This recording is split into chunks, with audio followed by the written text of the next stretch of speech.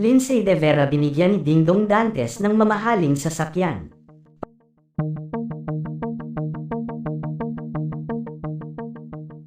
Panay pa rin na pambabatikos ang inaabot ngayon ng aktor na si Dingdong Dantes mula sa mga netizens. Dahil na din sa ginawa nitong panloloko noon sa asawa nitong si Marian Rivera.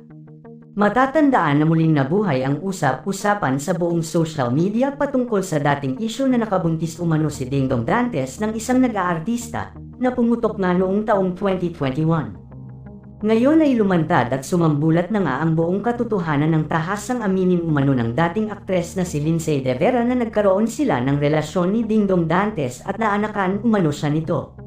Samantala kumpirmado na nga ang balitang ito dahil marami ng balita ang kumakalat ngayon sa social media patungkol sa mag-asawang Dingdong Dantes na humaharap nga ngayon sa matinding pagsubok ang kanilang pamilya dahil sa nagawang ito ni Dingdong Dantes. Patuloy din pinag-uusapan ang biglaang pag-alis ng mag-iina ni Dingdong Dantes patungong ibang bansa.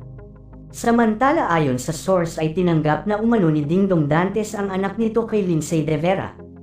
Matapos nga daw na magkita si Dingdong at anak nito kay Lindsay ay nangako daw ang aktor sa bata at kay Lindsay na gagawin nito ang nararapat at tama para sa bata at dadaanin umano niya ito sa tamang proseso. Usap-usapan din ang pagbibigay ni Dingdong Dantes ng bagong bahay sa anak nila ni Lindsay. Ito umano ang unang naisip ni Dingdong na ibigay sa anak dahil nakikitira lang umano si Lindsay sa kanyang mga magulang mula nang umalis ito sa showbiz. Ngayong araw naman ay ayon sa source binigyan naman daw ni Dingdong si Lindsay De Vera ng sasakyan dahil kailangan umano nila ito sa araw-araw at in case of emergency.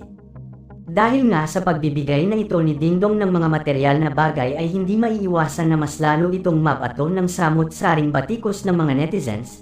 Ayon kasi sa komento ng karamihan, "Nako, kawawa naman si Marian, ibinahay na ni Dingdong ang kabit niya." Tuwang-tuwa si girl kasi nakukuha na niya ang gusto niya kay Dingdong gamit ang anak nila. Grabe si Dingdong sagad hanggang buto ang kakapalan ng muka para ipangalandakan ang naging bunga ng pangangaliwan niya. Ilan lang ito sa mga masasakit na paratang ng mga netizens kay Dingdong at Lindsay na ayon kay Dingdong ay handa niyang harapin.